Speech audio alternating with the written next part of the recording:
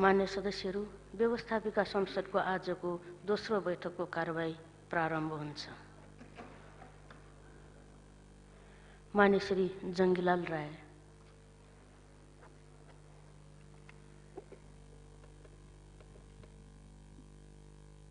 सम्मान्य सभामुख महोदय,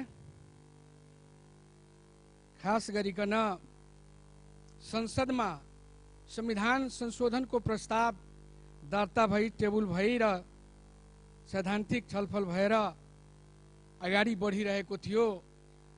त्यही बीचमा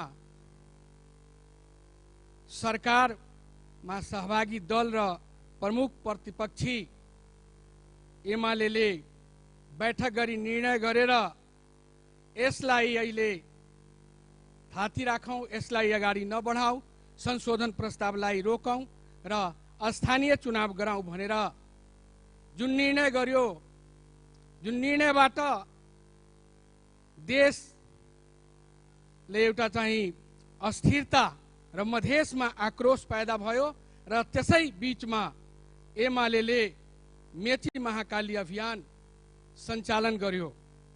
त्यस बीचमा हाम्रा दलका नेताजीहरूले र त्यहाँका प्रबुद्ध वर्गले पनि अहिले मधेसमा स्थिति ठीक छैन, यो मेची महाकाली अभियानलाई केही समयको लागि रोकौं भनेर उहाँहरूले रोक्न सक्नु भएन र आफ्नो दम्भ मधेसमा गएर देखाउने काम गर्नुभयो।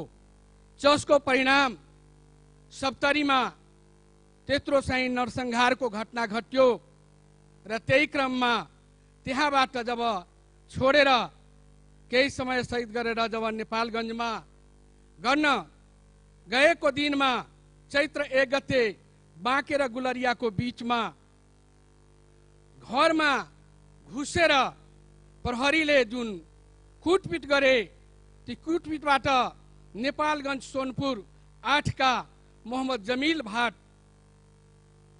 5 गते निजको चाहिँ उपचारको क्रममा मृत्यु भएको छ। सभामुख महोदय, यस कारणले कति शहीद बनाउने हो मधेसमा, ती शहीदका रगतले अवश्य पनि एक दिन त्यसको चाहिँ जुन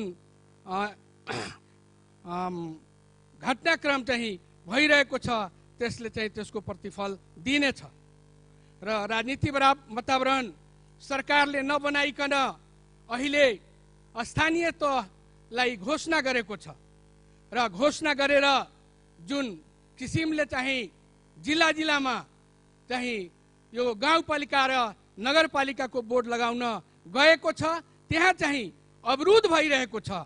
यहाँ चाहिँ संसदमा 90% भन्दा बढीले चाहिँ संविधान पास गरेको छ। म भन्न चाहन्छु सभामुख महोदय, जुन मधेसबाट प्रतिनिधित्व गर्नुहुने सांसद जसले चाहिँ यो संविधानमा चाहिँ सही गरेर पास गरेको छ, उहाँहरूले आफ्नो गाउँ आफ्नो ठाउँमा गएर त्यो गाउँपालिका र नगरपालिकाको बोर्ड लगाओस्। के लगाउन सक्छ? सिडिओले भन्छ हामीलाई लगाउन दिनुस्। हामी सिडिओलाई किन लगाउन दिने? जनप्रतिनिधि गएर त्यहाँ लगाउने क्षमता छ भने गएर लगाओस्, होइन भने यो चुनावको वातावरण जुन बिगारिएको छ, बिगारिरहेछ र जबसम्म हामीहरूको जुन माग छ त्यस मागलाई चाहिँ यहाँबाट पास गरिँदैन र संशोधन हुँदैन, संशोधन सहितको हाम्रो माग चाहिँ पास हुँदैन, तबसम्म मलाई लाग्छ न यो देशमा चुनाव हुन सक्छ र सरकारले चुनावको वातावरण बनाउने कोसिस नै गरिरहेको छैन, मात्र चाहिँ एउटा झुठो आश्वासन दिइरहेछ।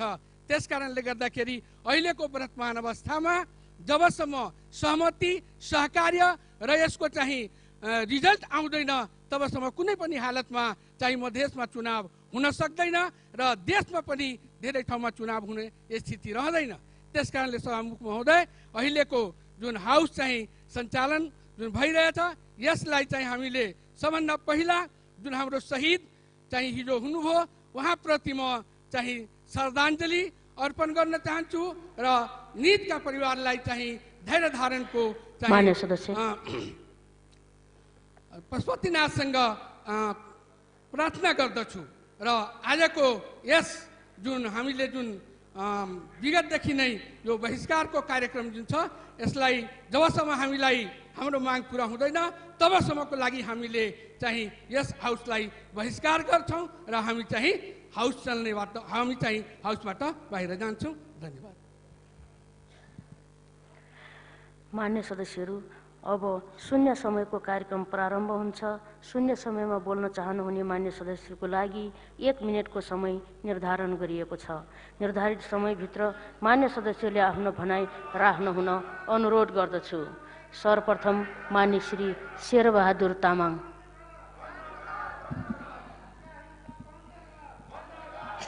सम्माननीय सभामुख महोदय, यहाँ मृत्यु अत्यन्त महँगो भएको छ कि मान्छे कोही एक्सिडेन्ट पर्छन्, कोही ब्रेन हेमरेज हुनसक्छ, कोही हार्ट एट्याक हुनसक्छ। परिवारको सदस्यलाई बाँचिन्छ कि के बचाउन सकिन्छ कि के भनेर हस्पिटल पुर्याइन्छ। कोही कोही बाँच्छन्, कोही बाँच्दैनन्। नबाँचेका मान्छेहरूको हस्पिटलको बिल हेर्दा 5 लाख, 10 लाख, 15 लाखसम्म आउँछ र ती मान्छेहरूले अब ती परिवारको सदस्य त बित्छन्, तर त्यो परिवारलाई अर्को आर्थिक बोझ पर्ने गरी हस्पिटलमा हुने यो मृत्युपछि हुने तिर्नुपर्ने यो ठुलो महँगी, ठुलो ऊ चाहिँ कसरी व्यवस्थापन हुनसक्छ, सम्बन्धित निकायले ध्यान जान सकोस्। धन्यवाद। मान्य श्री सकलदेव सुतिहार। सम्माननीय सभामुख महोदय, सर्वप्रथम सप्तरी, कञ्चनपुर र बाँकेमा को दुखद घटनामा निधन हुनेहरूप्रति म हार्दिक श्रद्धाञ्जली व्यक्त गर्न चाहन्छु र शोक सन्तप्त परिवारप्रति संवेदना प्रकट गर्न चाहन्छु। साथै घाइतेहरूको शीघ्र स्वास्थ्य लाभको कामना गर्दछु।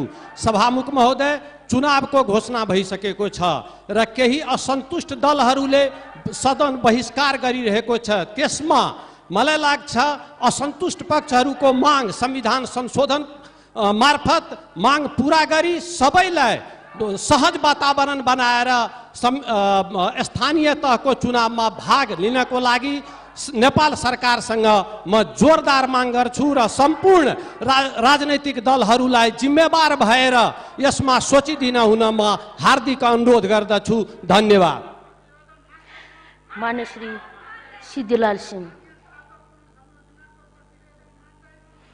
मान्य श्री सिद्धिलाल सिंह। मान्य श्री सिद्धिलाल सिंह। मान्य श्री सूर्य प्रकाश बालाराई। सम्मानीय सभामुख महोदय, विगत फागुन 26 गते का दिन कञ्चनपुर जिल्ला अन्तर्गत नगरपालिका आनन्द बजारमा भारतीय सिमाना सुरक्षार्थ एसएसपीले चलाएको गोलीबाट नेपाली नागरिक गोविन्द गौतमको निर्ममतापूर्वक हत्या गरियो। मातृभूमिको रक्षार्थ आवाज उठाउने क्रममा वीरगति प्राप्त गर्नुहुने शहीद गौतमप्रति भावपूर्ण श्रद्धाञ्जली अर्पण गर्दछु र शोककुल परिवारजनप्रति सहानुभूति संवेदना प्रकट गर्दछु। साथै सो घटनाप्रति भारत सरकारद्वारा सार्वजनिक रूपमा माफी मागी मृतक परिवारले प्राप्त गर्ने क्षतिपूर्ति समेत सम्बन्धित पक्षद्वारा नै उपलब्ध गर्नुको निमित्त नेपाल सरकारले कूटनीति पहल गरी आगामी दिनमा तत्काल यसलाई निराकरण गरियोस् भनी सम्मानीय सभामुख मार्फत यस सम्मानित सदनमा सरकारको ध्यान आकृष्ट गर्न चाहन्छु। धन्यवाद। मान्य श्री सञ्जय कुमार गौतम।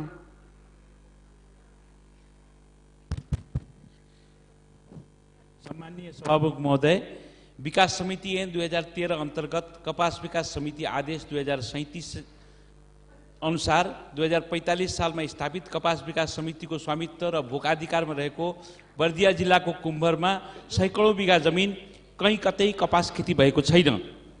समितिको स्वामित्वमा रहेको र भोकाधिकार पाएका जग्गाहरू भौतिक संरचनाहरू सबै व्यवहारिक अवस्थामा र अतिक्रमित रूपमा रहेका छन्। 2045 सालदेखि रहेका शेयर फार्मर किसानहरूले स्वामित्व समेत स्थापित गर्न सकेका छैनन्। नेपाल सरकारले कार्यकारी प्रमुख लगायत 13 जना कर्मचारीको दरबन्दी कायमै राखेको छ।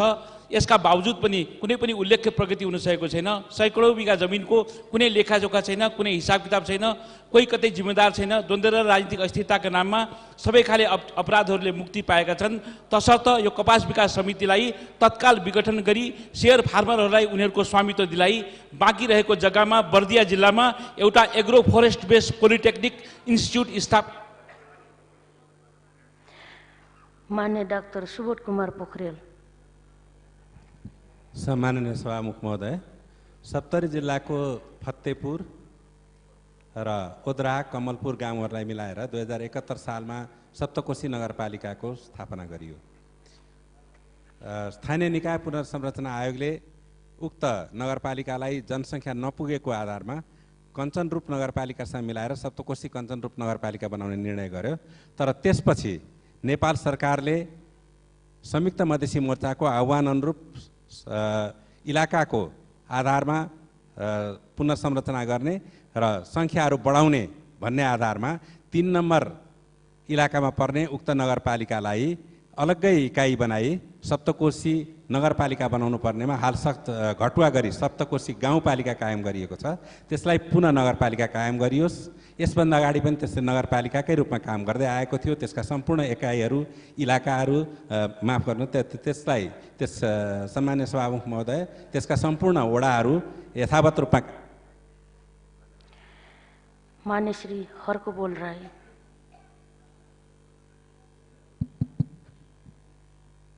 सभामुख महोदय, देशको अधिकांश हिमाली र पहाडी गाउँहरूमा मोबाइल टेलिफोन सेवा टिप्दैन। सूचना प्रविधिको आजको युगमा मोबाइल टेलिफोन सेवा विस्तारमा सरकार आनाकानी गर्छ। जनताहरू शङ्का गरिरहेका छन् नेपाल टेलिकमका कर्मचारीहरू र एनसिएल बीचको अपवित्र सम्बन्धका कारण टेलिफोन टावर विस्तारमा ढिलाइ भएको हो। सभामुख महोदय, सरकारले कहिलेसम्म सर्वसुलभ सञ्चार सेवा उपलब्ध गराउँछ? त्यसै गरी हल्ला छ प्रधानमन्त्री र अर्थमन्त्री स्वयं एनसिएललाई लाभ कर छुट गराउनको निम्ति लागि पर्नु भएको छ। सत्य के हो? सभामुख महोदय मार्फत सरकारले यो संसदलाई जानकारी गराओस्। धन्यवाद। मान्य श्री हरिप्रसाद नेपाल। सम्मान्य सभामुख महोदय, पाल्पा 3 को निर्वाचन क्षेत्रीय सडक सालजण्डी जुठापौवा सुङ्ग्रे ढुङ्गालाई छुट्याइएको 5 करोड रकम गत वर्ष नै सकिएको हो। चालु आवामा रातो किताबमा शीर्षक मात्रै छ, रकम निकासा हुन्छ हुँदैन यो शीर्षकमा भन्सुन नचल्नु पर्ने हो। सम्बन्धित मन्त्रालयको ध्यान आकर्षण गराउन चाहन्छु। धन्यवाद। मान्य श्री हरिबहादुर राजवंशी।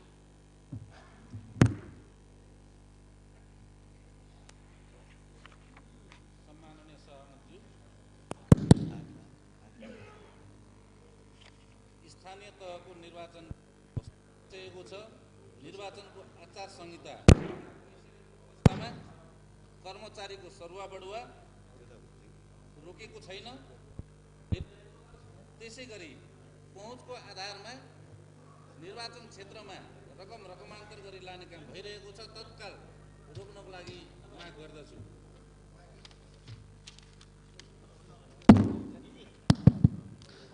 त्यसै गरी 2 दिन होली बिदा सरकारले दिने गरेको छ। त्यसमा 1 दिन पहाड, 1 दिन तराई। झापा पहाड बिदाको दिन कसरी पर्न गयो? झापा तराई हो। यस्तो आघात पर्ने कुनै क्षेत्र समुदायलाई आघात पर्ने निर्णय सरकारबाट नगरियोस्। ध्यान आकर्षण गराउन चाहन्छु। धन्यवाद। मान्य सदस्यहरू, शून्य समयमा मान्य सदस्यले बोल्ने क्रम यही समाप्त हुन्छ। अब विशेष समयमा बोल्नको लागि दलीय आधारमा मान्य सदस्यको नाम प्राप्त हुन आएको छ। म उहाँहरूलाई बोल्न समय दिन्छु। सर्वप्रथम मान्य श्री दिवान सिंह बिष्ट, समय 3 मिनट। यसपछि मान्य श्री राजेन्द्र प्रसाद पाण्डे।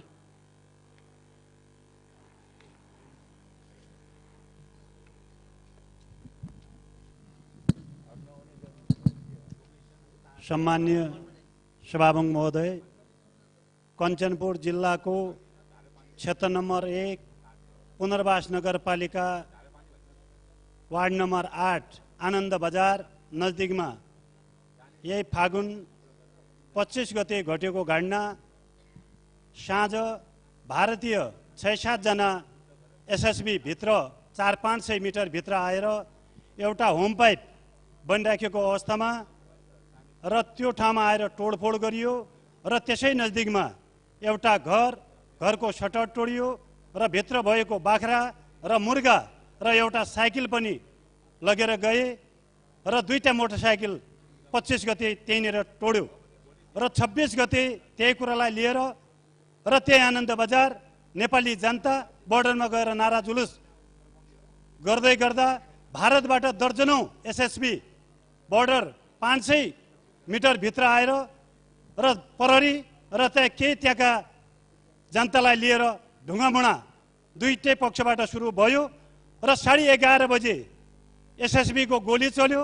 गोली चलेर गोविन्द गौतमको धनगढी ल्याउँदै गर्दाखेरि बाटोमा मृत्यु भयो र त्यसपछि त्यो दिन म बेलौरीमा कार्यक्रममा थिएँ र त्यो खबर सुनिसकेपछि म 2:30 बजे घटनास्थलमा पुगेको छु र 10,000 हाम्रो नेपाली जनता र पारी एसएसबी दर्जनौं एसएसबी र पुलिस लगायत त्यहाँका केही जनताहरू ढुङ्गामुढा भइरहेको अवस्थामा र त्यसपछि 4:30 बजे 6-7 राउन्ड गोली फेरि चल्यो भारत पक्षबाट र त्यसपछि हाम्रो एउटा टिकाराम चापागाई घाइते हुनुभयो र त्यो झण्डा भारतको सिमाना र नेपालको सिमानामा गाड्छु भनेर लैजाँदै गर्दा त्यसलाई आफ्नो कब्जामा लिएर त्यसमाथि एसएसबी र त्यहाँको प्रहरी त्यहाँको जनताले कुटपिट गरेर घाइते भएर अहिले नेपालगञ्जमा उपचार भइरहेको छ र त्यो घटना नबित्दै हाम्रा 3वटा दिदीबहिनीहरूको बोर्डरमा बेइज्जती गरियो र त्यही सिलसिलामा गर्दै गर्दा भारतबाट ज्याजती भइरहेको छ।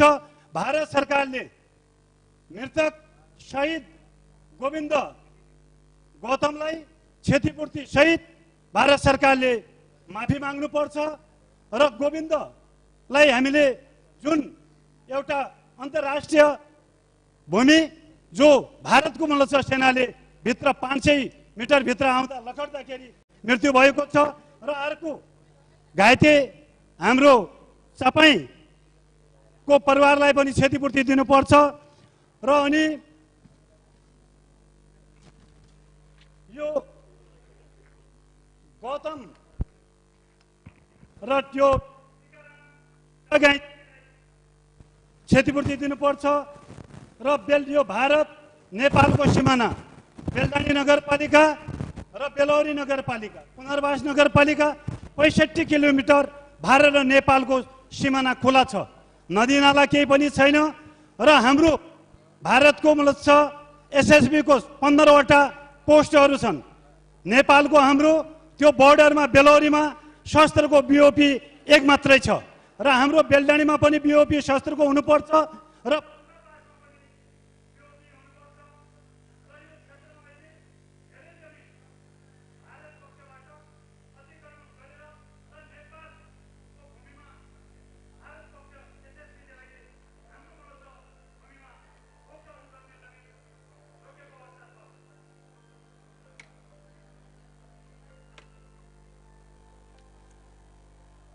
राजेन्द्र प्रसाद पांडे, समय 3 मिनट।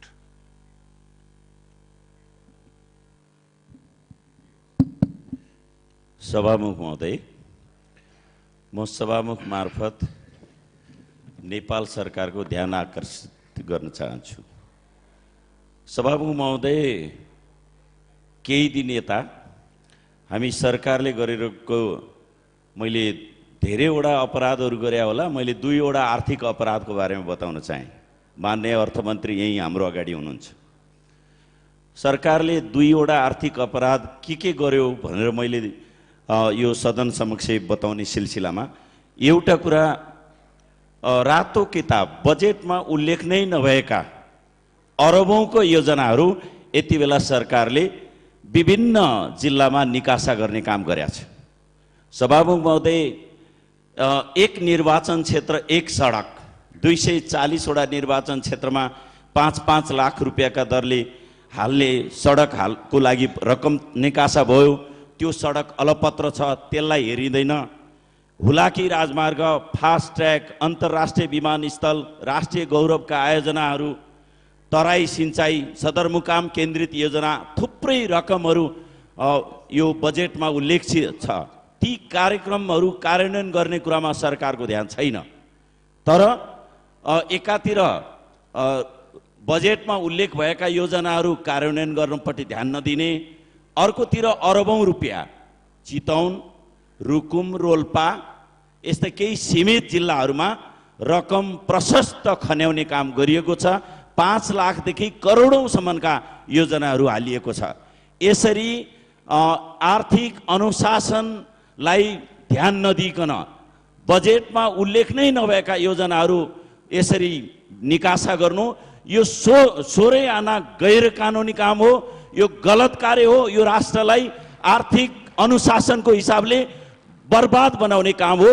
यस्ता कार्य तत्काल रोकिनुपर्छ, नत्र यो सरकारले यसरी आर्थिक अनुशासनहीन काम गर्ने अधिकार राख्दैन। सभामुख महोदय, यदि माननीय अर्थमन्त्रीज्यूलाई रकम निकासा गर्न मन थियो भने पूरक बजेट ल्याउनु पर्थ्यो। आफूलाई चाहिएको योजना तपाईले ल्याएर दिन सक्नुहुन्थ्यो। यसरी बीचबीचमा मनलाग्दीसँग गर्ने, भएको योजना कार्यान्वयन नगर्ने, हुँदै नभएका योजनालाई रकम राखेर यो स्थानीय चुनावलाई प्रभावित गर्ने र स्थानीय चुनावमा आफ्ना कार्यकर्ताहरूलाई पोस्ने खालको यो गलत क्रियाकलापले देश बन्दैन, गाउँको विकास हुँदैन र जनताले तिरेको करको सदुपयोग हुँदैन।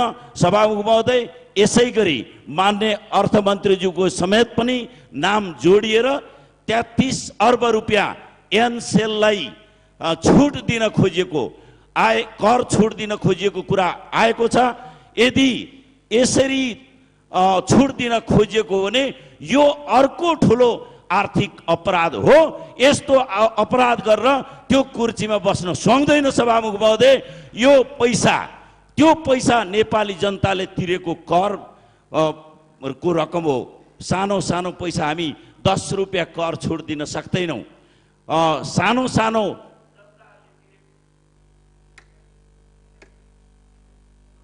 मान्य श्री उमेश कुमार यादव, समय 3 मिनट।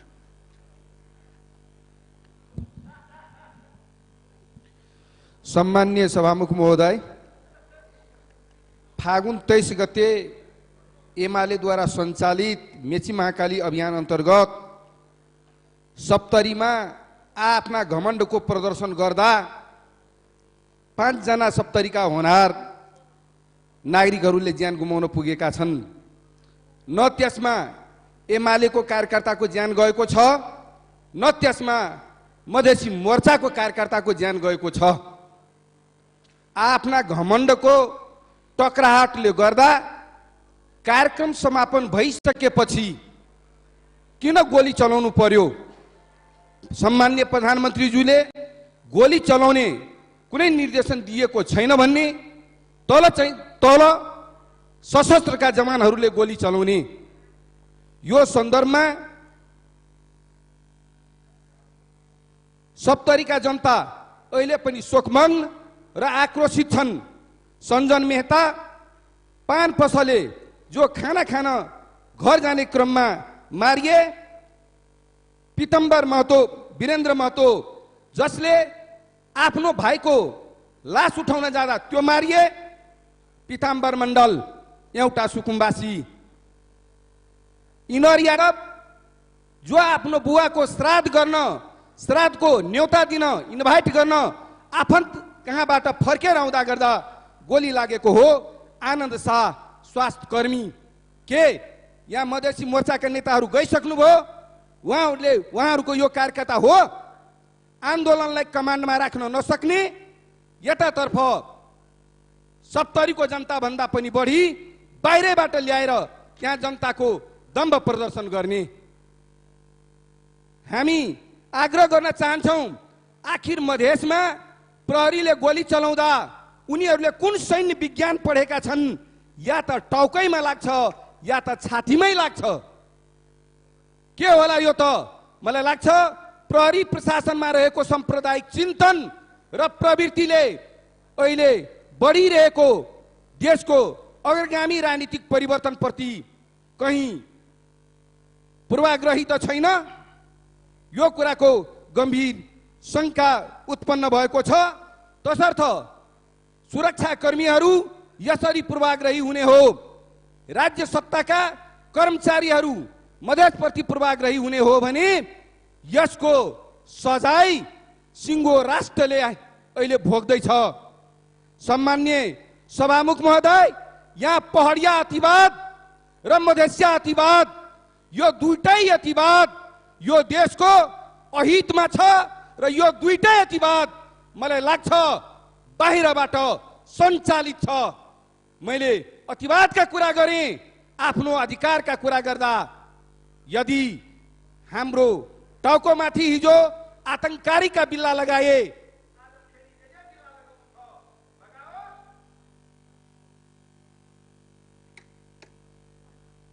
मान्य श्री कुन्ती कुमारी शाही, समय 3 मिनट।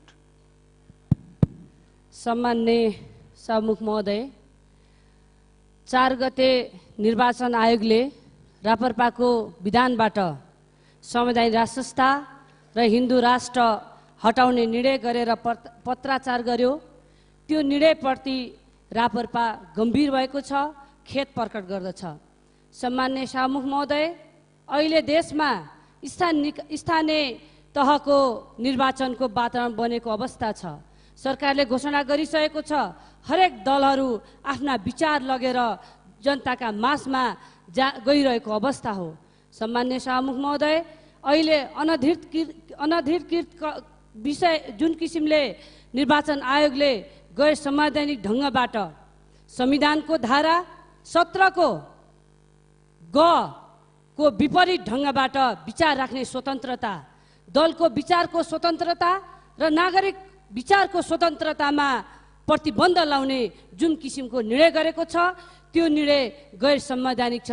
सभामुख महोदय, सम्मान्य सभामुख महोदयसँग निवेदन गर्न चाहन्छु, हामीले संविधान बनाउने कुरामा रापरपा अहिले मात्र जन्मेको पार्टी होइन। सम्मान्य सभामुख महोदय, रापरपा 2046 सालदेखि यो मुलुकमा जनताका पक्षमा, प्रजातन्त्रको पक्षमा, लोकतन्त्रको पक्षमा, नागरिक अधिकारको पक्षमा र आफ्नो विचारमा सधैँ अडिग भएर विभिन्न भूमिका निर्वाह गरेको छ।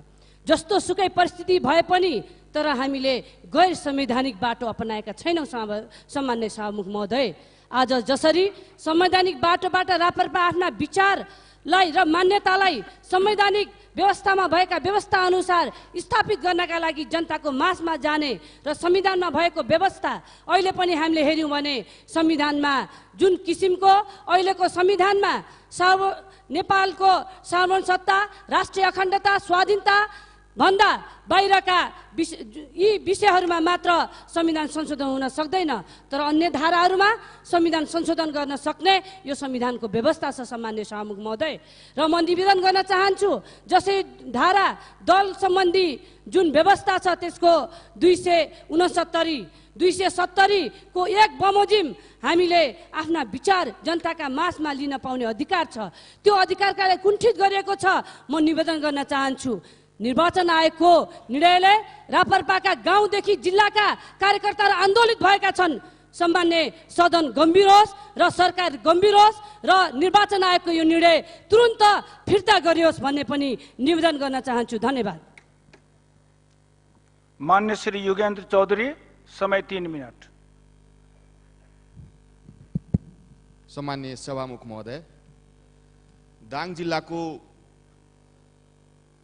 कोइलावास, बेला, राजपुर लगायतका गाविसहरू भारतसँग जोडिएका छन्। ती ठाउँहरूमा सघन मानव बस्ती रहेको छ सभामुख महोदय, तर त्यो ठाउँमा म आफै पनि पुगेर आए, तर त्यहाँ पुग्न त्यति सहज छैन सभामुख महोदय। त्यहाँ पुग्नका निम्ति भारतीय सीमाना या भारतीय बाटो प्रयोग गर्नुपर्छ। यो देशमा राज्यको दायित्व त्यहाँका जनतालाई खानेपानी दिने दायित्वभित्र पर्छ कि पर्दैन? शिक्षा र रोजगारीको दायित्व नेपाल सरकारले लिनुपर्छ कि पर्दैन? तर हालसम्म पनि त्यहाँका नेपालीहरूले ती सुविधाहरू पाउन सकिरहेका छैनन्। यद्यपि त्यहाँका जनताहरू बारम्बार परिवर्तनको पक्षमा उभिए तर परिवर्तनको अनुभूत गर्न पाइरहेका छैनन् सभामुख महोदय। अहिलेसम्म त्यस क्षेत्रका बसोबास गर्ने जनताहरू, चाहे गुरुङ खोला नाकामा बसोबास गरेका जनता हुन् चाहे कोइलाबासका जनता हुन् या सिरिया, खङ्ग्रा या गौरिया नाका लगायतका नाकाहरूमा बस्ने जनताहरू हुन्, उनीहरूले अहिलेसम्म नेपाली सिम प्रयोग गर्न पाएका छैनन्। सञ्चारका निम्ति उनीहरूले भारतीय सिम प्रयोग गर्नुपर्ने बाध्यता अहिले पनि विद्यमान छ। उनीहरू अहिलेसम्म बत्तीको अनुहार देख्न पाएका छैनन्। त्यसैले सभामुख महोदय, एउटा नेपाली जनतालाई यति धेरै सुविधाबाट वञ्चित गर्ने कुचेष्टा कहाँबाट भएको हो? यसको दायित्व नेपाल सरकारले लिनुपर्छ कि पर्दैन? उनीहरूलाई न्याय दिनुपर्छ कि पर्दैन? यहाँसम्म कि उनीहरूको बालबच्चाहरू उचित शिक्षाबाट पनि वञ्चित छन्। त्यहाँ एउटा मात्रै कमसेकम 25 किलोमिटरको दूरीमा एउटा मात्रै 8 कक्षासम्म विद्यालय रहेको स्थिति छ। त्यसैले सभामुख महोदय, म नेपाल सरकारसँग म अविलम्ब त्यस क्षेत्रमा गएर त्यहाँका जनताहरूलाई आधारभूत विषयहरूमा दिने सुविधाहरूबाट वञ्चित नगर्ने परिस्थिति बनाउनका निम्ति एउटा अध्ययन गरोस् भन्ने म निवेदन गर्न चाहन्छु। त्यो सँगसँगै त्यहाँका जनताहरू केवल त्यहाँ बसेका मात्रै छैनन्, त्यहाँ बिना वर्दीका पुलिस जस्तै, सेना जस्तै त्यहाँका नेपालीहरूले त्यो भारतीय पक्षबाट जुन दमन भएको छ, सीमा अतिक्रमण भएको छ, त्यसको पनि सुरक्षा गरेका छन्। त्यहाँ जाँदाखेरि त्यहाँका जनताहरूले भन्ने गरेका छन्, पहिला सिमाना त्यहाँ थियो, अहिले त्यहाँको जङ्गे पिलर यति माथि सरेको छ। त्यस्तो स्थितिमा त्यहाँका जनता बाँचिरहेका छन्। म जाँदाखेरि सुत्केरीलाई हामीले 10 बजे मैले मेरो मोटरसाइकल दिएर भारतमा पठाएको स्थिति हो सभामुख महोदय। त्यसैले गर्दाखेरि तर हाम्रो सुरक्षा निकाय 40 किलोमिटर सीमा सुरक्षा बलको नाममा एसपीको कमानमा लमीमा गएर बसेको छ, अर्जुन खोलामा गएर बसेको छ, तर त्यहाँ कुनै पनि सीमा सुरक्षा बलहरू बस्न सकिरहेको छैन। त्यसैले हामीले जुन उद्देश्यका साथ सीमा सुरक्षा बल गठन गरेका छौँ, त्यहाँ नबसिकन 40 किलोमिटरको दूरीमा बस्नु कसरी औचित्य पूर्ण हुन सक्छ? सभा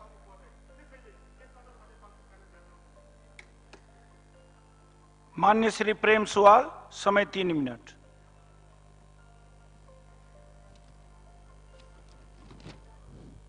सभामुख महोदय, मोरङको मझारे र तारेगामा स्थित नेपाल भारत सिमानाको 10 गजा क्षेत्र मिचेर जङ्गे पिलरकै छेउबाट लगभग 12 फुट चौडाइको भारतले सडक निर्माण गरेको र नेपाली भूमि समेत अतिक्रमण गरिएको समाचार आएको छ। सडकको उचाइको कारण वर्षाको समयमा नेपाली भूभाग डुबानमा पर्ने र 1.5 किलोमिटर सडक कालोपत्र समेत त्यहाँ गरिसकेको अवस्था छ।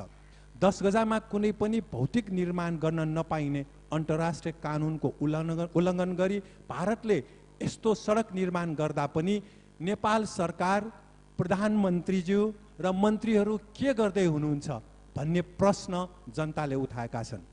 सभामुख महोदय, भारतको अरारियाको सुनामगी गोडाम गाउँ पञ्चायतका मुखिया अजम मण्डलले 10 गजा र नेपाली भूमि अतिक्रमण हुने गरी सडक बनाउन भारत सरकारबाट 20 लाख रकम निकासा गरेको समाचारमा आएको छ। 1 महिना अघि दुवै देशका सुरक्षा अधिकारी बीच 10 गजा क्षेत्रमा सडक निर्माण नगर्ने सहमति गरिएको थियो, तर 10 गजा र नेपाली भूमि अतिक्रमण गरी बनाइएको सडक भत्काउने मन्जुर पनि भारतले गरेको समाचार आएको भए पनि अहिलेसम्म 10 गजामा बनेको सडक यथावत निर्माण गर्दै गइरहेको छ। हालै बाँकेमा 10 गजा वारी नेपाली भूमिमा सडक निर्माण गर्न नेपाली जनताले काम सुरु गर्दा भारतीय एसएसबीले नेपाली भूमिमा बनिरहेको सडकलाई रोक्न आएको समाचार छ। यसरी नेपाली भूमिमा पनि भारतले सडक निर्माण गर्न नदिने, भारतले नेपाली भूमि अतिक्रमण गरेर 10 गजामै सडक निर्माण गर्दा पनि सरकार किन चुप भएर बसेको छ? जनताको यो प्रश्न छ सभामुख महोदय। र 10 गजा अतिक्रमण गरेर नेपाली भूमि अतिक्रमण गरेर विराटनगरमा मोरङमा बनाएको त्यो सडक तत्काल भत्काउनु पर्छ र साथसाथै 2067 साल फागुन 5 गते भारतीय एसएसबीले 10 गजाबाट 50 मिटर नेपालभित्र पसेर बर्दियाको गुलरियामा गोली चलाई हर्कबहादुर शाही लगायतलाई घाइते पारेको पनि समाचार आएको छ। 3 वर्ष अघि गुलरिया आशापुरमा राममिलन लागेलाई पनि भारतीय प्रहरीले गोली हानी बेपत्ता पारेको समाचार पनि आएको छ र साथसाथै 64 साल कार्तिक 9 गते गुलरियामा राम दुलारे चमारलाई पनि एसएसबीले गोली हानी हत्या गरेको समाचार आएको छ। यसरी भारतीय प्रहरीबाट नेपालको सीमा अतिक्रमणदेखि नेपालीमाथि गोली हानी हत्या गर्ने समाचार आइरहँदा पनि सरकार किन मौन बसेको छ र साथसाथै यो संसदमा यस्ता विषय आउनुपर्ने हो तर संसद अन्त्य गरी यस्ता विषय उठ्नै नदिने कुरा आएको छ। स्थानीय चुनावमा संसद सदस्य जानु आवश्यक छैन।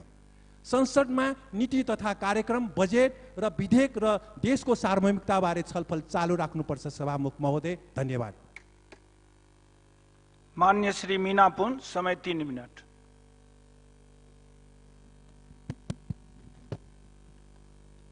सम्मान्य सभामुख महोदय, अहिले देशको राजनीतिको केन्द्र भनेको चुनाव नै हो। सरकारले स्थानीय तहको चुनावको मिति घोषणा गरेको छ र मिडियामा आए अनुसार निर्वाचन आयोगले आजदेखि नै मतपत्रहरू छपाउने काम सुरु गर्दैछ।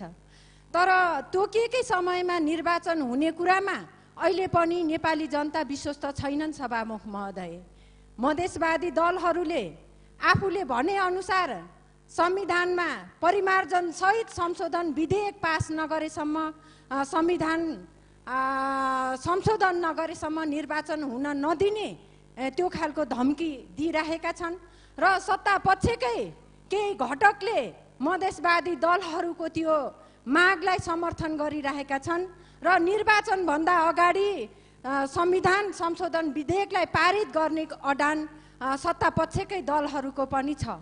यो अवस्थामा तोकिएको समयमा निर्वाचन हुने कुरा अहिले पनि गम्भीर एउटा शङ्काको विषय बनेको छ र हामीले त्यो माहौल निर्माण गर्नको लागि, तोकिएकै समयमा निर्वाचन सम्पन्न गर्नको लागि सरकारलाई गम्भीर ध्यान आकर्षण गराउन चाहन्छौँ। अहिले सरकारले संविधान संशोधन विधेयक पारित गर्नको लागि भयभरको शक्ति लगाइरहेको छ र कतिपय शक्तिहरूलाई, राजनीतिक शक्तिहरूलाई मन्त्रीमण्डलमा लाने र 2/3 पुर्याउने, संविधान संशोधनको लागि 2/3 पुर्याउनको लागि त्यो कसरत गरिरहेको छ।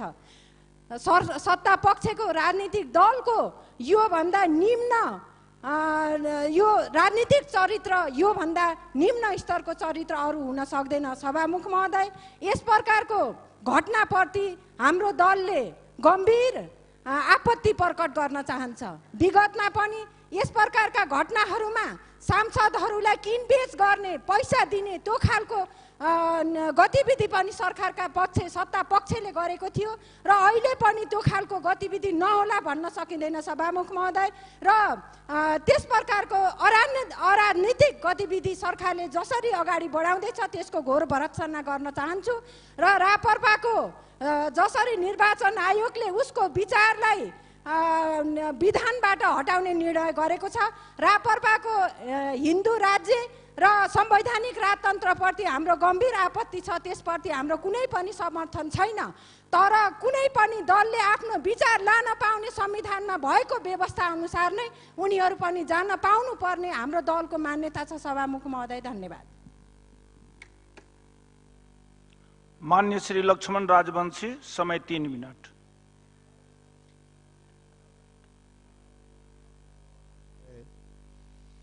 म चाहिँ सबभन्दा पहिले अहिलेका चाहिँ हालै हुनुभएका उप प्रधानमन्त्रीज्यूले विद्रोह गर्ने चाहिँ एउटा घोषणा गर्नुभयो। मलाई गजब लाग्छ। सरकारमा बस्ने, सरकारी सुविधा उपभोग गर्ने, नेपाल राष्ट्रको झन्डा सिउरेर चाहिँ मोटर दौडाउने अनि विद्रोह गर्ने, यो संसारमा कहिले नहुने कुरा यहाँ भइरहेछ। एउटा कुरा मलाई थाहा छैन, उहाँको विद्रोह कसको लागि? निर्वाचन आयोगको विरुद्ध विद्रोह, सरकार विरुद्ध विद्रोह, राज्य विरुद्ध विद्रोह, जनता विरुद्ध विद्रोह, कसको विरुद्ध हो यो? यदि विद्रोह नै गर्ने हो भने सबभन्दा पहिले मन्त्रीमण्डलबाट बाहिर आउनुहोस् र उहाँले चाहेको गर्नुहोस्। संविधानको परिधि र कानुनको भित्रबाट बढ्नुहोस्। होइन भने जसरी उहाँ पहिले गृहमन्त्री हुँदा चाहिँ चुनाव गराउनु भएको थियो काठमाडौँमा, त्यो बेला चाहिँ तपाईँको झन्डा लिएर चुनाव गर्नु दिएन। त्यति मात्र होइन कि ड्याम चाहिँ गोली ठोकिएको थियो। उहाँ चाहिँ गृहमन्त्री हुनुहुन्थ्यो। अहिले के को चाहिँ विद्रोहको कुरा गरिरहनु मैले बुझिरहेको छैन। यसकारण जसले जे पनि चाहिँ सरकारमा बसेर बोल्न पाइन्छ भने भन्नुहोस्। म पनि विद्रोह गर्छु, कि यहाँ पनि चाहिँ त विद्रोह गर्ने चाहिँ आवाज उठ्छ के म संसदको चाहिँ सदस्य भएर यो चाहिँ संसदमा मैले विद्रोह गर्न सक्छ भने चाहिँ सरकारमा भएर विद्रोह गर्न पाइन्छ। यसकारण चाहिँ मनपर्दी बोल्ने चाहिँ अधिकार चाहिँ कसैलाई छैन। तर अफसोस मानव यो सरकारै हो कि होइन बुझ्न सकिरहेको छैन। दोस्रो चाहिँ मेरो चाहिँ प्रश्न छ कि भर्खरै भारतको चाहिँ भ्रमण गरेर चाहिँ हाम्रा गृहमन्त्रीज्यू भन्नुभयो। त्योभन्दा अगाडि म एउटा चाहिँ राणाकालको कुरा सम्झाउँछु। यहाँ चाहिँ बिन्ती पत्र निक्सारी भन्ने एउटा चाहिँ अड्डा थियो। राणाजीको चाहिँ प्रधानमन्त्री टुँडीखेलमा घुमिरहन्थ्यो। त्यो निक्सारीको चाहिँ तपाईँको चाहिँ कर्मचारी गएर घोडाको पछाडि गएर बिन्ती सुनाउँछ। अब महाराजको जुनमा चाहिँ सुन्यो कि सुनेन जे मनमा आयो चाहिँ त्यही कुरा हुकुम हुन्छ। अहिले त्यही भएको छ। हाम्रा गृहमन्त्री गएर चाहिँ त्यहाँ चाहिँ गएर हुकुम प्रमाङ्गी चाहिँ जम्मै चाहिँ दिनुको लागि घोडा जस्तै चाहिँ पछाडि चाहिँ लिउ भित्र गएर अहिले चाहिँ तपाईँको बिन्ती पत्र बिसाएर आउनु भएको छ। तर त्यो बिन्ती पत्र के बिसाइएको छ चाहिँ यो हामीलाई चाहिँ जान्ने अधिकार छ। किन यति मात्रै भन्यो कि चाहिँ अहिलेसम्म तपाईँहरू चाहिँ यो चाहिँ जुन मधेसीहरूलाई चाहिँ माग पुऱ्याएर जाऊ हुकुम त भयो सरकारबाट, तर यो सरकार हाम्रोबाट होइन भारतीय सरकारबाट हुकुम लिएर आयो। अब चाहिँ अर्को पनि केही फर्मुला पो लिएर आउनु भएको छ कि यो कुरा चाहिँ भनिदिनु पर्यो हामीलाई। जबकि चाहिँ तपाईँको अहिले भर्खरै चाहिँ त्यहाँ चाहिँ तपाईँको चाहिँ हेर्नु हिजो मात्रै भारतीय दूतावासको अगाडि चाहिँ त्यहाँ विरोध प्रदर्शन गरे युवाहरूले र कुट्नसम्म कुटे। र यदि चाहिँ त्यो बेला ट्राफिक प्रहरी चाहिँ सिट्ट बजाएर चाहिँ नरोकेको भए चाहिँ त्यो विद्यार्थी त्यो चाहिँ युवकको के हालत हुन्थ्यो हेर्नु। यसकारण भारतको चाहिँ जेसुकै गरे पनि हामीले चाहिँ तोम शरण हुनुपर्ने कि हामी स्वतन्त्र राष्ट्र हौँ। सभामुख महोदय आज मलाई चिन्ता राखिरहेछ कि म एउटा स्वतन्त्र राष्ट्रको एउटा नागरिक हो कि होइन, मलाई आफैले एउटा शङ्का गर्नुपर्ने अवस्था आइरहेछ। त्यसकारण यो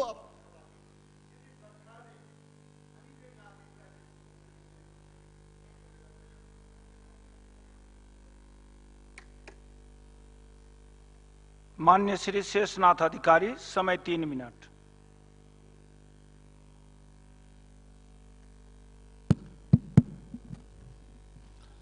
सम्माननीय सभामुख महोदय, चितवनको शक्तिखोर क्षेत्रमा हालै नेपाल सरकारले औद्योगिक क्षेत्र निर्माण गर्ने घोषणा गरेको छ र शक्तिखोरमा नै यो आर्थिक वर्षको सुरुतिर सरकारले पोलिटेक्निक युनिभर्सिटी निर्माण गर्ने पनि घोषणा गरेको छ। दुईटै घोषणा अत्यन्त स्वागत योग्य छ। जनताको तर्फबाट म सरकारलाई धन्यवाद दिन चाहन्छु। तर सभामुख महोदय, एउटा गम्भीर आशंका पनि सँगसँगै उठेको छ। त्यो के भने अहिले औद्योगिक क्षेत्रको 4 किल्ला लिने क्रममा सर्वे भइरहेको छ। त्यो 4 किल्लाभित्र यो युनिभर्सिटी खोल्ने भनेको जग्गा पनि पर्दछ, अनि पदमपुरको 200 बिघाको बस्ती पनि पर्दछ, जुटपानीको रेड क्रस गैडे खोला लगायतका बस्ती पनि पर्दछन्, शक्तिखोरको छेपीढाप गैरी गाउँ पनि पर्दछ र अनि सँगसँगै उदयपुर सामुदायिक वन पनि पर्दछ। यी सबै यत्रो विधि चाहिँ एरिया औद्योगिक क्षेत्रको नाममा सर्वे हुँदैछ र गम्भीर आशंका के हो भने कहीँ औद्योगिक क्षेत्रको कारणले खुल्न लागेको युनिभर्सिटी नखुल्ने हो कि भन्ने जनताको आशंका छ। त्यस्तै यहाँ भएका 500-600 घर उठ्न पो पर्ने हो कि भन्ने आशंका चाहिँ नि जबरजस्त रूपमा चाहिँ सिर्जना भएको छ र चाहिँ नि उदयपुर सामुदायिक वन मासिनी पो हो कि भन्ने चाहिँ नि आशंका सिर्जना भएको छ। त्यसकारणले सरकारसँग मेरो माग छ कि युनिभर्सिटीको निमित्त पनि जग्गा छुट्याइयोस्, औद्योगिक क्षेत्रको लागि पनि जग्गा छुट्याइयोस् र ती बस्तीहरू जो त्यहाँ पहिलेदेखि नै चाहिँ नि 30-35 सालदेखि बस्दै आएका हुन् र बाढी पीडित आदि काममा चाहिँ नि माने के अरे सताइँदाखेरिमा विस्थापित हुँदाखेरिमा सरकारले स्थापित गरेका ती बस्तीहरूको नाममा जग्गा पनि दर्ता होस् र उदयपुर सामुदायिक वनको पनि संरक्षण होस्। त्यस हिसाबले चाहिँ नि सरकारले चाहिँ नि सबै जग्गा दर्ता गरोस्। जग्गा पर्याप्त छ, पुग्छ यही मेरो सशक्त आवाज छ। धन्यवाद। मान्य श्री काशीनाथ अधिकारी, समय 3 मिनट।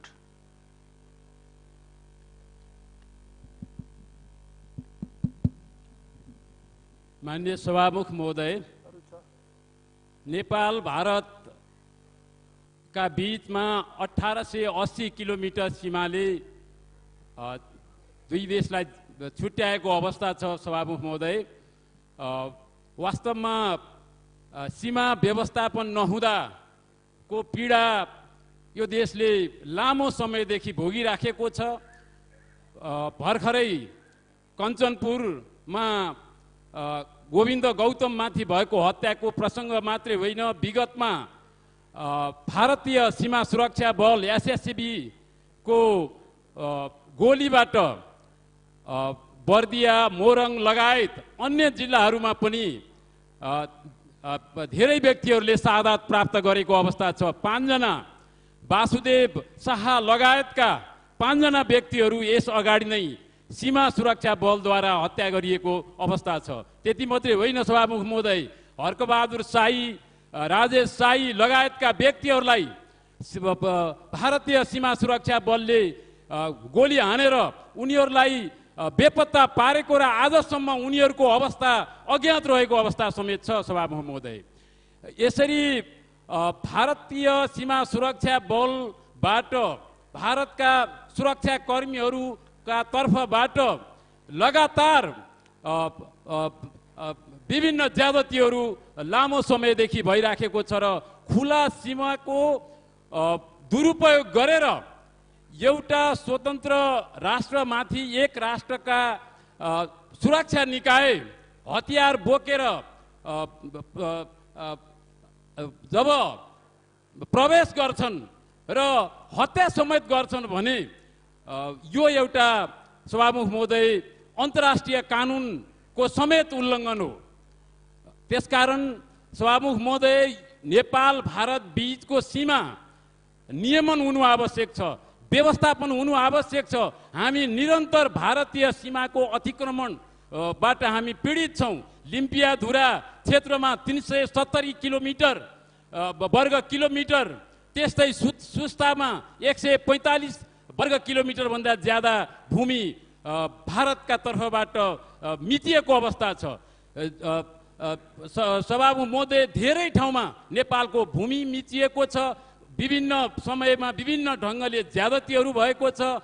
नेपालभित्र प्रवेश गरेर नेपालीहरूलाई सताउने काम भएको छ। त्यसकारण नेपाल सरकारले यसतर्फ गम्भीर रूपले ध्यान दिनु जरुरी छ। सीमा नियमन गर्ने, व्यवस्थापन गर्ने काम गर्नु जरुरी छ। नक्साङ्कनको काम 97% पुरा भयो भनेर भनिन्छ। त्यो काम कहाँ पुगेको छ? सरकारले यो संसदलाई जानकारी गराउनु पर्दछ र लामो समयदेखि यो दुई देशका बीचमा रहेको सीमा समस्यालाई समाधान गर्न नेपाल सरकारले पहलकदमी लिनुपर्दछ।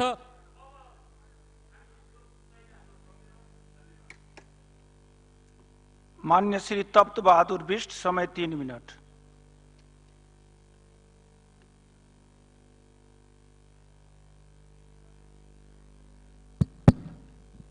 सम्माननीय सभामुख महोदय, सुर्खेत जिल्लाको क्षेत्र नम्बर 3 अन्तर्गत भट्टेगारी भन्ने एउटा बस्ती छ, जुन बस्तीमा आजभन्दा 3 वर्ष अगाडि बाढी, तरङ्गा गाविसमा बाढी गएर ती सबै आएर त्यहाँ बसेको बस्ती हो। करिब 1 महिना भइसक्यो। त्यो अचम्मै किसिमको आगलागी भएको छ। त्यहाँ प्रत्येक दिन आगलागी हुन्छ र हामी कोही गएर खोइ कसरी आगो लाग्यो भन्ने बित्तिकै एकैछिनमा अर्को घरमा आगो पुत्ताउँछ र त्यो बस्ती नै उजाड भइसक्यो। र जिल्लाका दैविक उद्धार समिति गयो, रेड क्रस गयो र आगलागी भएका बस्तीलाई पाल बाँड्यो र त्यो पालमा पनि आगलागी हुन लाग्यो। त्यसैले सुरुमा कहीँ यो देवी देवताको प्रकोप हो कि भनेर पूजापाठ पनि त्यहाँ भयो र अचम्म किसिमले हेर्दा हेर्दै यसो खोइ आग लागि कताबाट हुन्छ भन्ने मुखबाट जवाब आउने बित्तिकै कोही बाहिरबाट गएको मान्छेले एकैछिन घरमा आग पुत्ताउँछ। अहिले सबै घर जलिसकेपछि अहिले गएर पालमा बसेका छन्, ती पाल पनि प्रत्येक दिन एउटा दुईटा पाल जल्ने गरेको छ। त्यहाँका जनता आजित भएका छन्। त्यसकारण म सभामुख महोदय मार्फत सरकारको ध्यान आकर्षण गर्न के चाहन्छु भने के हो त्यसका लागि छानबिन गर्नका लागि सरकार गएर त्यो स्पोर्टमै गएर वैज्ञानिक गएर हुने हो कि के गरेर हुने हो? माथिबाट सरर एउटा तारा खसे जस्तै आउँछ भन्ने त्यहाँ कुरा भइराखेको छ। त देख्न चाहिँ देखिँदैन, तर त्यहाँका बस्तीले भन्छन् राति पनि आगो लाग्छ, दिउँसो पनि आगो लाग्छ। त्यसैले त्यो बस्ती उड्जाड भइसक्यो। त्यो बस्तीलाई आग लाग्नको कारण के हो पत्ता लगाउनका लागि म सभामुख महोदय मार्फत तुरुन्तै त्यो स्पटमा गएर छानबिन होस् भन्ने अनुरोध गर्न चाहन्छु। यो अचम्मको अनौठो किसिमको आगलागी भएका कारण सरकारले विशेष ध्यान दिएर स्पोर्टमै गएर आग लाग्नको कारण के हो पत्ता लगाइदिन म सभामुख महोदय मार्फत सरकारको ध्यान आकर्षण गर्न चाहन्छु। धन्यवाद। मान्य श्री पुरुषोत्तम पौडेल, समय 3 मिनट।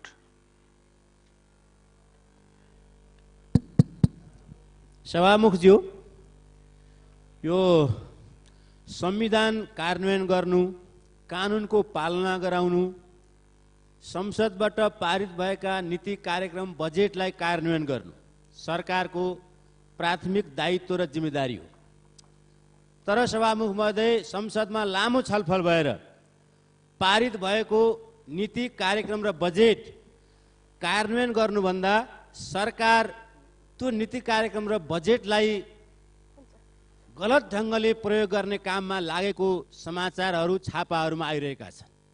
विशेष गरी स्थानीय तहको निर्वाचनको घोषणा भइसकेपछि मन्त्रालयकामा भिडहरू बढेका छन्, रकमान्तरका प्रक्रिया अगाडि बढेका छन् भन्ने समाचार छापाहरूमा आइरहेको छ। अझ निर्वाचन आयोगले रकमान्तरण गर्न र नयाँ योजना स्वीकृत नगर्नको निम्ति निर्देशन जारी गरिसकेपछि, आचार संहिता जारी गरिसकेपछि ती कामहरूले तीव्रता पाइरहेको छ भन्ने सूचना आइरहेको छ। सभामुख महोदय, अहिलेसम्म जम्मा 20% बजेटको अख्तियारी नै गएको छैन तल।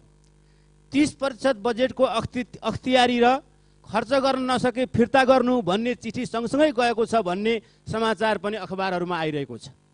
अझ त्यसमा पनि सभामुख महोदय, खर्च नहुने गरी अख्तियारी पठाउने र त्यो रकमलाई रकमान्तर गर्नेतिर सरकारको ध्यान बढी गएको भन्ने विषयहरू चर्चामा आइरहेको अवस्थामा मैले यहाँ राख्न खोजेको कुरा के छ भने सभामुख महोदय, काठमाडौँलाई तराईसँग जोड्ने द्रुतमार्ग फास्ट्याग र दोस्रो अन्तर्राष्ट्रिय विमानस्थल निजगढका निम्ति छुट्याइएको बजेट समेत त्यसलाई राष्ट्रिय योजना आयोगको उपाध्यक्षको अध्यक्षतामा गरिएको सिफारिस समितिले दिएको सुझाव अनुसार अन्तर्राष्ट्रिय विमानस्थल तथा फास्ट्याग अथोरिटी बनाउने, समिति बनाउने या कम्पनी बनाएर खर्च गर्नेतिर लाग्नुभन्दा सरकार त्यो बजेटलाई समेत रकमान्तरण गरेर खुद्रे योजनाहरू वितरण गर्ने र स्थानीय चुनावलाई प्रभावित पार्नेतिर लागिरहेको छ भन्ने चर्चा अहिले छापाहरूमा व्यापक छ। सभामुख महोदय, अर्थमन्त्रीजी यहाँ स्वयं हुनुहुन्छ, म आग्रह गर्न चाहन्छु सभामुख महोदय, आज 21-22 वर्ष भयो हामीले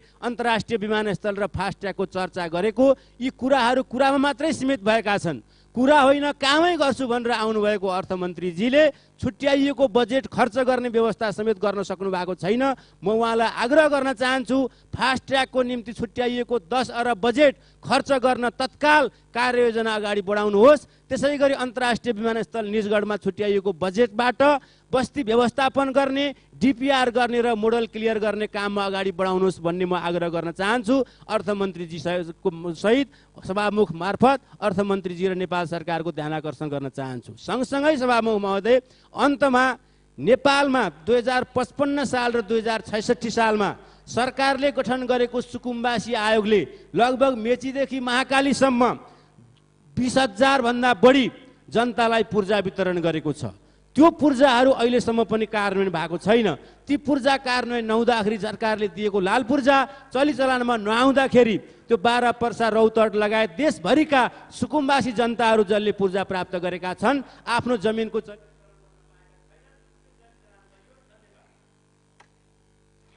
मान्य श्री मधु शाही थकुरी, समय 3 मिनट।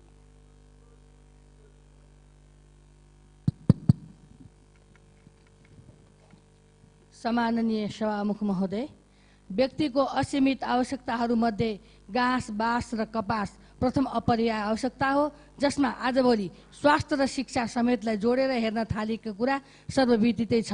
तापनि हाम्रो देशमा आजभोलि नागरिकहरू बजारतन्त्रको बेइमानीमा जानी नजानी फस्न बाध्य भइरहेका छन् र यसमा सबैभन्दा विडम्बना त के छ भने अनुगमन गर्नुपर्ने सरकारी निकाय मुख दर्शक भइयो व्यथितिको साक्षी बनेको छ। राज्यमा उपलब्ध स्रोत साधन सेवा सुविधामा पहुँच प्राप्तिको सुनिश्चितता र गुणस्तर तथा मूल्यको उचित व्यवस्थापन प्रत्येक नागरिकको अधिकार हो भन्ने सरकारको पहिलो कर्तव्य पनि हो, जसको स्वाभाविक अपेक्षा प्रत्येक देशको नागरिकले आफ्नो सरकारसँग गरेको हुन्छ। तर यस्ता महत्त्वपूर्ण र गम्भीर विषयमा उठेका सबै कदम आवाज गौण छन् र अझ कालाबजारी गर्न पाउनुपर्छ भने, लुट्न पाउनुपर्छ र ठग्न पाउनुपर्छ भने मानसिकता व्याप्त भएका छन्। युवा विदेशी हो, शिक्षा महँगी हो, स्वास्थ्य सेवा पहुँचभन्दा टाढा भए यस्ता समस्या त सबैले देखेकै छौँ र अझ भोगेकै छौँ। तर बजारमा उकालो लागेको महँगीको दोहोरो अङ्कलाई घटाउने माध्यम उपभोक्ताको अधिकार सुनिश्चित गराउनेतर्फ सरकारको सम्बन्धित निकायको ध्यान कहिले जान्छ? अब जब देशमा नागरिकको खडेरी परि अधोगतितर्फ उन्मुख हुन्छ तब र विकासको आधार समुन्नतिको बाटो उपभोक्ता अधिकारमा भएको हेलचक्राइले रोकेको यतिको प्रमाण हुँदाहुँदै पनि कार्यान्वयन गर्न सरकारले किन लासरीपन देखाइरहेको छ? र के यी विषय केवल चुनावी नारा हुन वा कागजका टुक्रा? अब त उपभोक्ता अधिकार त सभा सम्मेलनमा दिवसमा मजेदार विषयमा मात्र सीमित हुने भए देशमा कानुन छ तर मौन आखिर किन? सभामुख महोदय, मेरो प्रश्न छ, के बजार अनुमान कार्य कुनै चाडपर्व हो जुन पर्व वर्षको एकपटक मात्र हुने गर्छ, त्यो पनि प्रचारको लागि? होइन भने जुन सरकारले आफ्नो नागरिकलाई जैविक अस्तित्व जोगाउने एउटा बाँच्ने आधार सम्म दिन सक्दैन भने त्यो सरकारले नागरिकको अभिभावक हुँ भन्ने के औचित्य रहन्छ?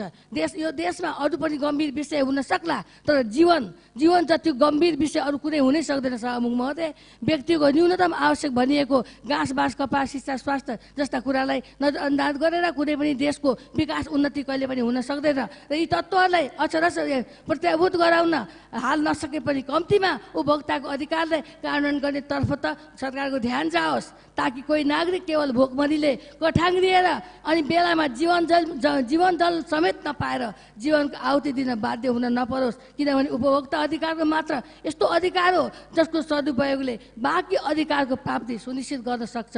धन्यवाद। जय नेपाल। मान्य सदस्यहरू, विशेष समयमा मान्य सदस्यले बोल्ने क्रम यहीँ समाप्त हुन्छ। अब वस्तु विनिमय बजार सम्बन्धी विधेयक 2073लाई प्रस्तुत गर्न अनुमति माग्ने प्रस्तावमाथि व्यवस्थापिका संसद न्यायालय 2073 को नियम 120 बमोजिम मान्य श्री प्रेम सुवाल, मान्य श्री दिल्ली प्रसाद काफ्ले र मान्य श्री अनुराधा थापा मगरबाट संयुक्त रूपमा विरोधको सूचना प्राप्त हुन आएको बिहोरा जानकारी गराउँछु। अब म उक्त विधेयकलाई प्रस्तुत गर्न अनुमति माग्ने प्रस्तावमाथि संयुक्त रूपमा विरोधको सूचना दिनुहुने मूल प्रस्तावक मान्य श्री अनुराधा थापा मगरलाई उक्त विरोध गर्नुपर्नको कारण सही संक्षिप्त वक्तव्य दिन अनुमति दिन्छु। समय 4 मिनट।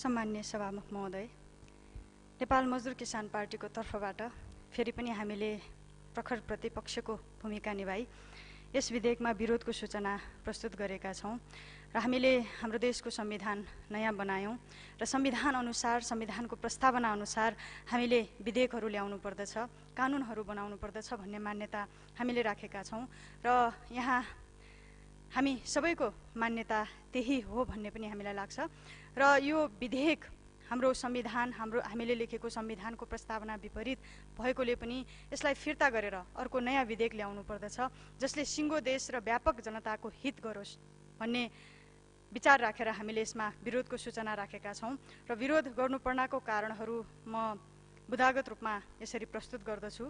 वस्तु विनिमय बजार जस्तो सङ्गठित संस्था न्यूनतम रु 50 करोड चुक्ता पुँजीमा निजी क्षेत्रलाई सञ्चालन गर्न दिने विधेयकको प्रावधानले मानिसले मानिसमाथि गर्ने शोषणलाई कानुनी बनाउने भएकोले यो विधेयक फिर्ता गरिनु पर्दछ भन्ने हाम्रो पहिलो बुँदा हो र ठुलो परिमाणमा वस्तु जम्मा गरी मूल्य बढाउने र उपभोक्ता ठगी गर्नेहरूलाई कानुनी संरक्षण प्राप्त हुने भएकोले यो विधेयकलाई तुरुन्तै फिर्ता गर्नुपर्दछ। भ्रष्टाचारी र सम्पत्तिको स्रोत नखुलेकाहरूले विधेयक बमोजिम वस्तु विनिमय बजारमा लगानी गरी कालो धनलाई सेतो बनाउन पाउने भएकोले पनि यो विधेयकलाई हामीले छलफलमा ल्याउनै हुँदैन। यसकारण पनि हामीले यसमा विरोधको सूचना राखेका हौँ।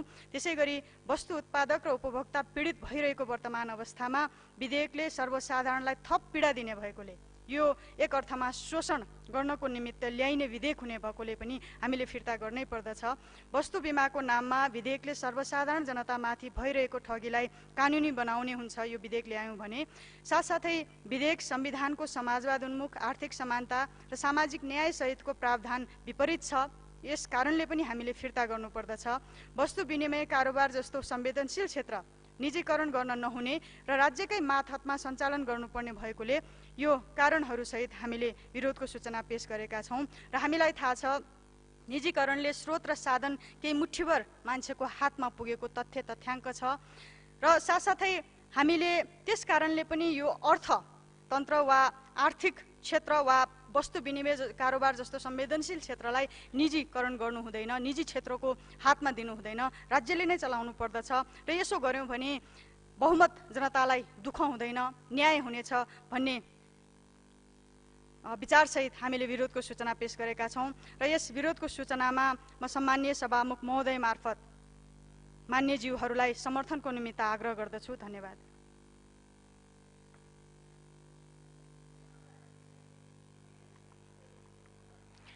अब विधेयक प्रस्तुतकर्ता मान्य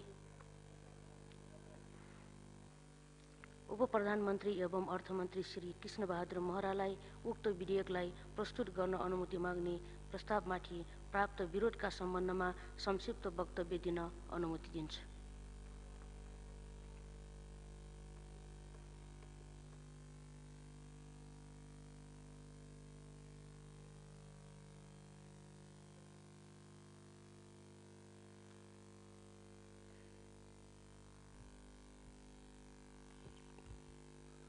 सम्माननीय सभामुख महोदय, यो वस्तु विनिमय बजार सम्बन्धी विधेयक 2073 पहिलो पटक हामीले यहाँ प्रस्तुत गरेका छौँ।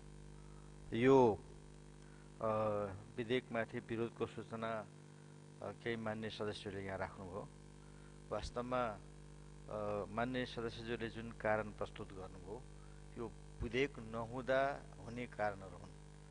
विधेयक नहुँदा देखिने विसङ्गतिहरूलाई नियन्त्रण गर्न एउटा अथराइज बडी चाहिन्छ, नियमनकारी बडी चाहिन्छ भन्ने उद्देश्य राखेर नै यो विधेयक ल्याइएको हो।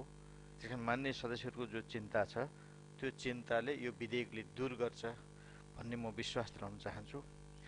वास्तवमा वस्तु विनिमय बजारलाई सङ्गठित बनाउने उद्देश्यले सो विधेयक तर्जुमा गरिएको हो। यसअघि यस सम्बन्धी छुट्टै कानुन नभएकोले वस्तु विनिमयलाई नियमन गर्न सकिएको थिएन। 50 करोडको चुक्ता पुँजी कम भन्न मिल्दैन। यसअघि यो कारोबार गर्नका लागि यति नै पुँजी चुक्ता पुँजी मान्ने थिएन भन्ने थिएन। 50 करोडले एउटा संस्था स्थापनाको लागि आधार तयार गर्दछ। कारोबार वृद्धि हुँदै गएकोमा चुक्ता पुँजीलाई पनि वृद्धि गर्न सकिन्छ। अनावश्यक रूपमा वस्तुको मूल्य बढाउने र विनिमय गर्ने कार्यलाई व्यवस्थित गराउने, कार्यलाई नियन्त्रण र नियमन गर्ने उद्देश्यले यो विधेयक ल्याइएको हो। यसअघि कानुनी आधार नभएकोले यस्तो कारोबारलाई कारबाही गर्न कठिन अवस्था थियो। भ्रष्टाचार र सम्पत्तिको स्रोत नखुलेको विषयमा सम्बन्धित ऐनले नै त्यसको नियन्त्रण गर्दछ। कुनै पनि सम्पत्तिको स्रोत नखुलेमा वा भ्रष्टाचारबाट आर्जित सम्पत्तिको लगानीलाई नियन्त्रण गर्ने कानुनहरू विद्यमान भएकाले यो विधेयकको त्यसलाई उन्मुक्ति दिँदैन।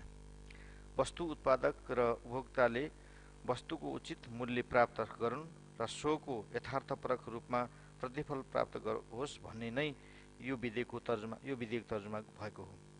यसले सर्वसाधारणलाई ठगिने अवस्थाबाट बचाउ गर्ने विश्वास गरिएको छ। राज्यले नियमन र सुपरीक्षणको दायरामा ल्याउने भएकाले उनीहरू स्वतन्त्र लगामहीन नहुने व्यवस्था विधेयकमा प्रस्ताव गरिएको छ। सामान्य सभामुख महोदय, यसकारणले मैले जो भने यी कारणले प्रस्तुत विधेयक वस्तु विनिमय बजार सम्बन्धी विधेयक ल्याउन आवश्यक छ भन्ने कुरा म राख्न चाहन्छु। धन्यवाद।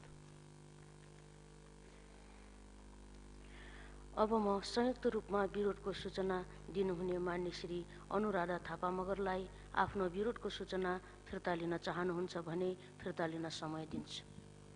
सम्मान्य सभामुख महोदय, मन्त्रीज्यूले धेरै लामो जवाफ दिनु सट्टा फिर्ता लिन्छु भनिदिनु भएको भए चित्त बुझ्थ्यो। त्यसकारण पार्टीको तर्फबाट मैले जुन विरोधको सूचना पेश गरेँ फिर्ता नलिने जानकारी गराउँछु। धन्यवाद।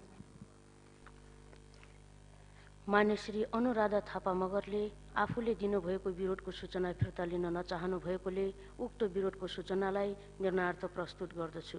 यो प्रस्तावको पक्षमा हुने मान्य सदस्यहरूले हुन्छ भन्नुहोला र यसको विपक्षमा हुने मान्य सदस्यहरूले हुन्न भन्नुहोला। यो प्रस्तावको पक्षमा हुने मान्य सदस्यहरूले हुन्छ भन्नुहोस्। यसको विपक्षमा हुने मान्य सदस्यहरूले हुन्न भन्नुहोस्।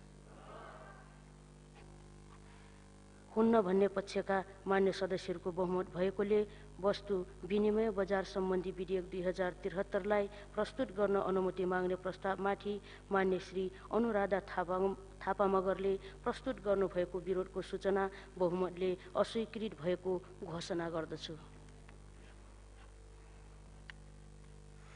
अब म वस्तु विनिमय बजार सम्बन्धी विधेयक 2073लाई अनुमति माग्ने प्रस्तावमाथि प्राप्त विरोधको सूचना बहुमतले अस्वीकृत भएकोले व्यवस्थापिका संसद नियमावली 2073 को नियम 121 बमोजिम वस्तु विनिमय बजार सम्बन्धी विधेयक 2073 प्रस्तुत गर्न अनुमति प्राप्त भएको घोषणा गर्दछु। अब मान्य उप प्रधानमन्त्री एवं अर्थमन्त्री श्री कृष्ण बहादुर महरालाई वस्तु विनिमय बजार सम्बन्धी विधेयक 2073 प्रस्तुत गर्न अनुमति दिन्छु।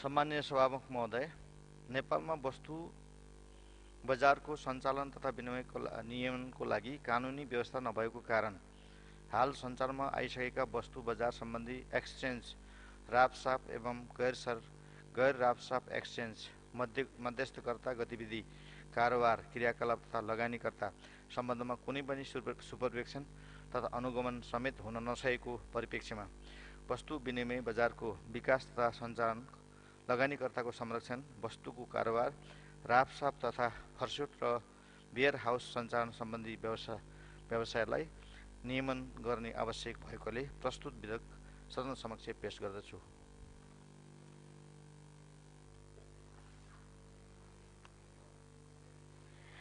अब मान्य उप प्रधानमन्त्री एवं गृह मन्त्रीको तर्फबाट मान्य कानुन न्याय तथा संसदीय मामिला मन्त्री श्री अजय शङ्कर नायकलाई पूर्व पदाधिकारीहरूको सुविधा सम्बन्धी विधेयक 2073लाई दफार छलफलको लागि सम्बन्धित समितिमा पठाइयोस् भनी प्रस्ताव प्रस्तुत गर्न अनुमति दिन्छु।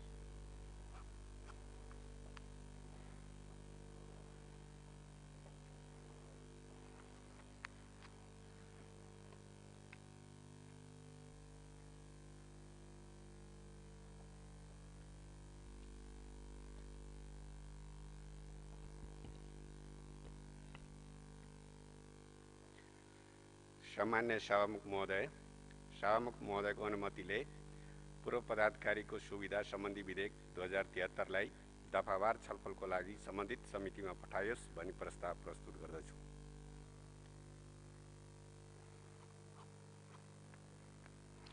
मान्य सदस्यहरू, अब पूर्व पदाधिकारीको सुविधा सम्बन्धी विधेयक 2073लाई दफावार छलफलको लागि सम्बन्धित समितिमा पठाइयोस् भन्ने प्रस्तावलाई निर्णयार्थ प्रस्तुत गर्दछु।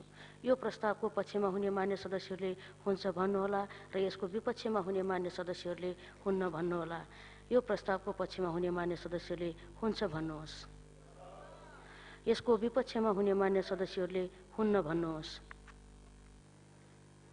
हुन्न भन्ने आवाज सुनिएन, तसर्थ पूर्व पदाधिकारीको सुविधा सम्बन्धी विधेयक 2073लाई दफावार छलफलको लागि सम्बन्धित समितिमा पठाइयोस् भन्ने प्रस्ताव सर्वसम्मतले स्वीकृत भएको घोषणा गर्दछु। अब मान्य कानुन न्याय तथा संसदीय मामिला मन्त्री श्री अजय शंकर नायकलाई प्रधान न्यायाधीश तथा सर्वोच्च अदालतका न्यायाधीशको पारिश्रमिक सुविधा र सेवाका अन्य शर्त सम्बन्धी विधेयक 2073लाई दफावार छलफलको लागि सम्बन्धित समितिमा पठाइयोस् भनी प्रस्ताव प्रस्तुत गर्न अनुमति दिन्छु।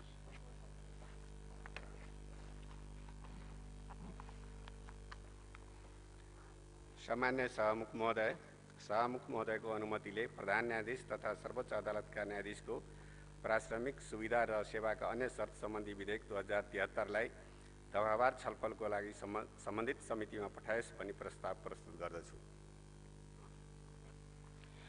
मान्य सदस्यहरू, अब प्रधान न्यायाधीश तथा सर्वोच्च अदालतका न्यायाधीशको पारिश्रमिक सुविधा र सेवाका अन्य शर्त सम्बन्धी विधेयक 2073लाई दफावार छलफलको लागि सम्बन्धित समितिमा पठाइयोस् भन्ने प्रस्तावलाई निर्णयार्थ प्रस्तुत गर्दछु।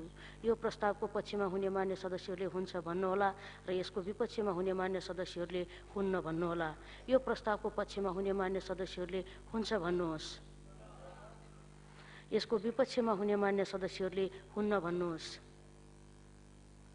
हुन्न भन्ने आवाज सुनिएन, तसर्थ प्रधान न्यायाधीश तथा सर्वोच्च अदालतका न्यायाधीशको पारिश्रमिक सुविधा र सेवाका अन्य शर्त सम्बन्धी विधेयक 2073लाई दफावार छलफलको लागि सम्बन्धित समितिमा पठाइयोस् भन्ने प्रस्ताव सर्वसम्मतले स्वीकृत भएको घोषणा गर्दछु। अब मान्य कानुन न्याय तथा संसदीय मामिला मन्त्री श्री अजय शंकर नायकलाई उच्च अदालत तथा जिल्ला अदालतका न्यायाधीशहरूको पारिश्रमिक सुविधा र सेवाका अन्य शर्त सम्बन्धी विधेयक 2073लाई दफावार छलफलको लागि सम्बन्धित समितिमा पठाइयोस् भनी प्रस्ताव प्रस्तुत गर्न अनुमति दिन्छु।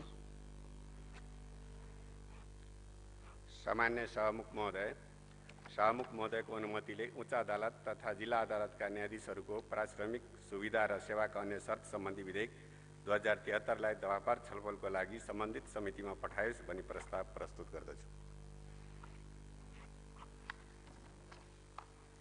मान्य सदस्यहरू, अब उच्च अदालत तथा जिल्ला अदालतका न्यायाधीशहरूको पारिश्रमिक सुविधा र सेवाका अन्य शर्त सम्बन्धी विधेयक 2073लाई दफावार छलफलको लागि सम्बन्धित समितिमा पठाइयोस् भन्ने प्रस्तावलाई निर्णयार्थ प्रस्तुत गर्दछु।